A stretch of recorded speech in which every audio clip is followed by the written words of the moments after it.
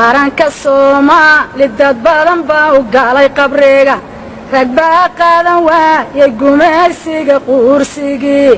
rag baa qaadan waayay gumaysiga quursigii rag baa ka qawaafay asaga qabaanu noqo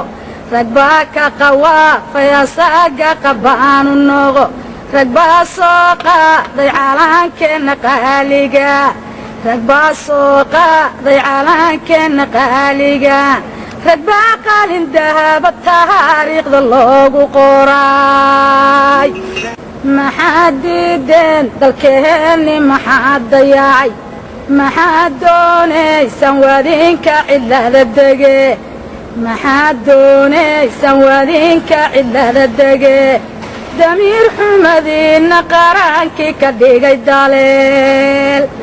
haddaad dal shisheeye joogtaan damiir la'aan